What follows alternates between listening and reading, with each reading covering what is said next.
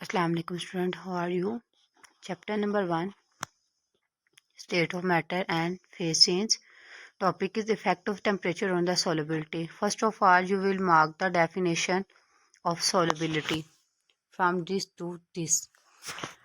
The solubility of a solute in the amount is the amount of solute which can dissolve 100 gram of solvent at a particular temperature. कि solubility basically क्या है, किसी चीज़ के हल होने की power, कुछ चीज़ किसी चीज़ में किसी ख़ास टेम्परेचर पर कितनी हल हो सकती है, इसे कहते हैं solubility. अब 100 ग्राम वाटर अगर एज अ सॉल्वेंट हमें दिया गया हो तो उसके अंदर कितने सोल्यूट पार्टिकल्स ऐड हो सकते हैं, डिज़ोल्व हो सकते हैं, उसे क्या कहते हैं, solubility.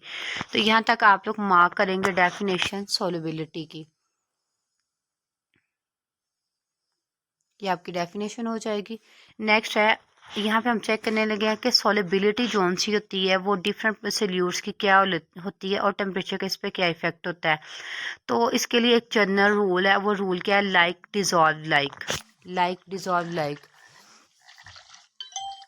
Like dissolve like, like dissolve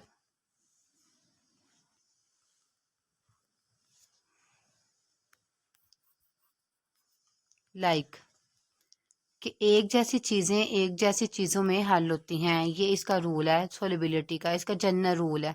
अब हमने चेक करना है कि टेम्परेचर चेंज करने से सोलिबिलिटी पे क्या इफेक्ट होता है. तो हम इसको रीड आउट करेंगे.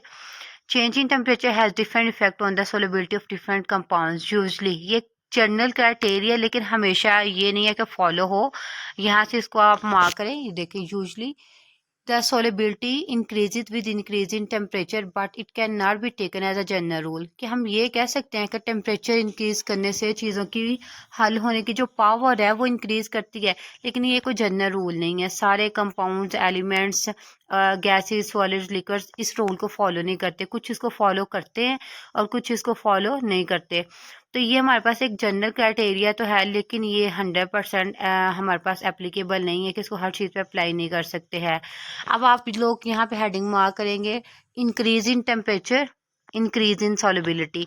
ये यहाँ पे हम वो कंपाउंड्स को, वो चीज़ों को स्टडी करेंगे जिनका टेम्परेचर इंक्रीज करने से सॉलिबिलिटी इंक्रीज हो जाती है. There are large number of compounds in whose solubility in water increases with increase in temperature. देखिए यहाँ पे उसने खुद ही बता दिया है कि वाटर एक जिनकी सोलिबिलिटी वाटर में इंक्रीज करती है टेम्परेचर के इंक्रीज करने से. अब वो कौन कौन से कंपाउंड्स हैं हम उनको स्टडी करते हैं. E g. For example potassium, potassium nitrate है, KNO3 इसका सिंबल है. सिल्वर नाइट्रेट AgNO3 इसका सिंबल है एंड पोटाशियम क्लोराइड KCl इसका सिंबल है. अब हम वो कंपाउंड, अब यहाँ से हम हेडिंग नेक्स्ट मार्क करेंगे कि वो कौन से कंपाउंड है जिनकी सोलिबिलिटी टेम्परेचर के इंक्रीज करने से डिक्रीज कर जाती है और वो कौन से कंपाउंड है जिन पे टेम्परेचर इंक्रीज करने से उनकी सोलिबिलिटी इंक्रीज नहीं करती, वो सेम रहते हैं. अब ये जो हमारे पास लाइन है, the solubility of sodium chloride in water. अब यहाँ पे इन्होंने NaCl का एक हमारे पास एक जनरल क्राइटेरिया दिया है कि the solubility of sodium chloride in water does not appreciably increase with increase in temperature. Appreciably के कंसीड बहुत ज़्यादा नहीं, नॉर्मल सी इंक्रीज करती है. सोडियम क्लोराइड आपको पता है नॉर्मल टेबल साल्ट है, आम घर में इस्तेमाल होने वाला नमक है. तो ये हमारे पास सोडियम क्लोराइड की सोलिबिलिटी है. आप इस पे हेडिंग देंगे सोलिबिलिटी ऑफ सोडियम क्लोराइड, जो कि आपने अभी पढ़ा है कि टेम्परेचर के इंक्रीज करने से इतनी ज़्यादा इंक्रीज नहीं होती है, एक नॉर्मल सी रेंज में रहती है. अब नेक्स्ट हमारे पास हेडिंग है the solubility of compound like lithium carbonate. Lithium carbonate वाला जो है इसको हम स्टडी करते हैं. ये जो मैं मार्क करने लगी हूँ ग्रीन से, ये हमारे पास हेडिंग है सोलिबिलिटी. टेम्परेचर के इंक्रीज करने से सोलिबिलिटी डिक्रीज करती है. ये जितने पॉइंट को मैंने ग्रीन से हाईलाइट किया है, यहाँ पे आप हेडिंग देंगे solubility decreases with increase in temperature. Temperature के इंक्रीज करने से सोलिबिलिटी डिक्रीज करती है। The solubility of compounds like lithium carbonate Li2CO3 and calcium chromate CaCrO4 decrease with increase in temperature. अब इसने एक रूल हमें बताया कि the solubility of gases in water also decreases with increase in temperature, कि gases की जो solubility है टेम्परेचर के इंक्रीज करने से डिक्रीज हो जाती है। मतलब जितना ज़्यादा हम टेम्परेचर हाई करेंगे उतनी ज़्यादा सोलेबिलिटी डिक्रीज होती जाएगी गैसेस के अंदर। अब ये हमारे पास है सोलेबिलिटी कर्व। पहले हम फर्स्ट कर्व को स्टडी करते हैं कि फर्स्ट कर्व के अंदर क्या क्या चीज़ें हैं। इसके अंदर आपने ये सारा नहीं करना, सिर्फ आपको मैं जो कहूँगी कि आप लोगों ने वो करना है। अब जिनको मैं मार्क करने लगी हूँ आपने यही स्टडी करना और यही आपने लर्निंग में लेके आना है। सबसे पहले हमारे पास है NaCl। NaCl आप चेक करें 40 से बिलो जा रहा है, ये जो मैंने ग्रीन किया है दिस इज NaCl। अब देखिए NaCl 30 पे अगर हमारे पास लेफ्ट साइड है, ये देखें जी, यहाँ पे नीचे हमारे पास टेम्परेचर है और ये हमारे पास सोलेबिलिटी है। हमारे पास हॉरिजॉन्टल में एक्स एक्सिस पे टेम्परेचर है और वाई एक्सिस पे हमारे पास क्या है, सोलेबिलिटी, के कितना वो किसी चीज़ के अंदर कोई चीज़ डिजॉल्व हो रही है। तो देखें 40% सोल्यूट डिजॉल्व हो रहा है टेम्परेचर जब इंक्रीज करते हैं, लेकिन NaCl पे कोई खासा फर्क नहीं पड़ा। NaCl एक कांस्टेंट रेट में जा रहा है। अब नेक्स्ट हम स्टडी करते हैं पर जो दिया गया है KNO3। अब KNO3 है, पहले तो हम इसको मार्क करेंगे कि KNO3 हमारे पास है कहाँ। KNO3 देखें जी, यहाँ पे हमारे पास है KNO3 है, ये 10 से स्टार्ट हो रहा, ये इधर को जा रहा है। अब देखिए KNO3 जोन्स है उसमें सोलेबिलिटी इंक्रीज हुई है। कैसे देखें, 10 से वो स्टार्ट हुआ है और आहिस्ता आहिस्ता वो बहुत तेजी से ऊपर को गया, और जब वो ऊपर को गया तो ऑलमोस्ट उसने देखें ये 70 वाला जोन सा ब्लॉक है इसको टच कर दिया है। तो ये देखें टेम्परेचर के इंक्रीज करने से KNO3 की सोलेबिलिटी भी इंक्रीज हो गई है। तो हमारे पास ये increase in temperature increase in solubility की एक एग्जांपल आ गई। अब नेक्स्ट हम स्टडी करते हैं SO2। SO2 is a gas. अब हमने ये जनरल रूल पढ़ लिया है कि SO2 गैस है, तो गैसेस की जो सोलेबिलिटी है वो टेम्परेचर इंक्रीज करने से डिक्रीज कर जाती है। अब ये जो देखिए यहाँ पे हम जो कर्व चेक कर रहे हैं इसके ऊपर, इसको कहते हैं सोलेबिलिटी कर्व। ये ग्रीन से हम इसको हाईलाइट करने लगे। देखिए SO2 स्टार्टिंग में इंक्रीज हो रही थी, लेकिन जैसे जैसे टेम्परेचर इंक्रीज हुआ इसकी सोलेबिलिटी डिक्रीज कर दी। तो SO2 देखिए नीचे कर्व की फॉर्म में आ गई है। अब ये देखें गैसेस की आपके पास सोलेबिलिटी आ गई, टेम्परेचर के इंक्रीज करने से डिक्रीज कर जाती है। अब एक और गैस को हम स्टडी करेंगे जो कि हमारे पास होगी अमोनिया को चेक करें। This is ammonia. अब अमोनिया को चेक करें, ये 90 से है। अब जब टेम्परेचर इंक्रीज किया तो ये इसकी सोलेबिलिटी क्या कर रही है, डिक्रीज। तो देखें जो डाउनवर्ड कर्व आ रहा है ये शो कर रहा है कि सोलेबिलिटी क्या कर रही है, डिक्रीज कर रही है टेम्परेचर के इंक्रीज करने से। अभी आपको मैंने जो पॉइंट डिस्कस किए हैं सिर्फ आपने वो इसको में लर्निंग के लिए रखने हैं, अदरवाइज आपने इसको लर्न नहीं करना, बाकी ग्राफ को लर्न नहीं करना। मैं एक दफ़ा अगेन आपको इसको बता देती हूँ कि इसमें से आपने क्या क्या याद करना है। सिर्फ आपने इसके अंदर से 4 से 5 चीज़ें करनी है, वो आप लोग चेक कर लें कि कौन कौन सी हैं।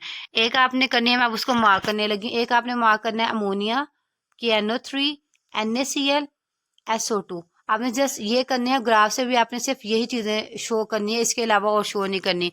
और ये आपका होमवर्क है, ये मैं आपका चेक करूँगी कि आपने ये सोलेबिलिटी कर्व कैसे बनाया है, आपने इसको इस पेज पे ड्रॉ करना है। अब हम नेक्स्ट ये देखें, जो नेक्स्ट हमारे पास ग्राफ है उसको चेक कर लेते हैं। ये देखिए उसने एक जनरल सा हमें एक रूल बता दिया है यहाँ पे सोलेबिलिटी कर्व के अंदर कि देखिए जब टेम्परेचर जाता है ऑलमोस्ट यहाँ तक तो चीज़ें सैचुरेटेड रहती हैं, लेकिन जैसे ही टेम्परेचर हाई होता है चीज़ें सुपर सैचुरेटेड हो जाती हैं, फिर जब यहाँ पे जाता है तो ये अनसैचुरेशन की तरफ चला जाता है। तो देखिए अगर हम इसको चेक करें कि अनसैचुरेशन कहाँ से स्टार्ट होती है, देखिए यहाँ पे अनसैचुरेटेड कंपाउंड आ जाते हैं, यहाँ पे सैचुरेटेड कंपाउंड आ जाते हैं, और इसके इन बिटवीन कहीं जाके हमारे पास सुपर सैचुरेटेड कंपाउंड आ जाते हैं। मतलब ये डिफरेंस सोलेबिलिटीज के लिहाज से सोल्यूशन सॉल्वेंट डिजॉल्व होते हैं। नेक्स्ट अब हम जो स्टडी करेंगे उसके अंदर होगा, अब जो नेक्स्ट हम स्टडी करते हैं वो एक एक्टिविटी स्टडी करते हैं जो मैंने आपको क्लास में भी 1-2 दफ़ा करवाई है, उसको हम स्टडी कर लेते हैं कि वो एक्टिविटी हमारे पास क्या है। वो एक्टिविटी क्या है, बेसिकली हमने take take 100 gram of water, हमने 100 ग्राम वाटर लेना है इन अ बीकर। ये जो आपको शो हो रहा है ये एक हमारे पास बीकर है, this is beaker. And prepare और रेडी करना है सैचुरेटेड सोल्यूशन। सैचुरेटेड सोल्यूशन आपको पता है ऐसा सोल्यूशन होता है जिसके अंदर हम सोल्यूट को डिज़ोल्व करते हैं। अब आपको पता है कि सोल्यूट कम डिज़ोल्व होगा या ज़्यादा डिज़ोल्व होगा। हमारे पास दो टाइप के सोल्यूशन थे, एक सैचुरेटेड सोल्यूशन और एक अनसैचुरेटेड सोल्यूशन। अनसैचुरेटेड सोल्यूशन एक ऐसा सोल्यूशन होता है जिसके अंदर अभी कैपेसिटी होती है कि मजीद सोल्यूट उसके अंदर ऐड किया जा सके, और सैचुरेटेड सोल्यूशन एक ऐसा सोल्यूशन होता है जिसके अंदर maximum amount of solute dissolve हो जाती है। तो यहाँ पे हमने रेडी करना है एक अनसैचुरेटेड सोल्यूशन, एक अनसैचुरेटेड सोल्यूशन हमने रेडी करना है। ये देखें यहाँ पे मैंने जो मार्क किया है इसने कहा अनसैचुरेटेड सोल्यूशन आपने रेडी करना है। अब वो अनसैचुरेटेड सोल्यूशन किसका है, अब उसमें के अंदर हम चेक करते हैं कि हमारे पास हमें ये तो पता चल गया कि 100 ग्राम वाटर है, तो सॉल्वेंट हमें पता चल गया। अब हमारे पास सोल्यूट कौन सा, सोल्यूट हमारे पास है शुगर।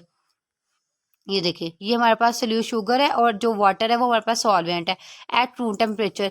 आपको मैं एक चीज़ कह दूं कि जब आपने सोलेबिलिटी को डिस्कस करना है आपने साथ टेम्परेचर को डिस्कस करना है, क्योंकि सोलेबिलिटी का डायरेक्ट लिंक है टेम्परेचर के साथ। अगर आप टेम्परेचर का जिक्र नहीं करेंगे तो सोलेबिलिटी की जो डेफिनेशन है वो कभी भी कंप्लीट नहीं होगी। तो आपने जब भी सोलेबिलिटी की डेफिनेशन करनी तो उसमें टेम्परेचर को जरूर मेंशन करना है। Heat the beaker on spirit lamp, this is spirit lamp.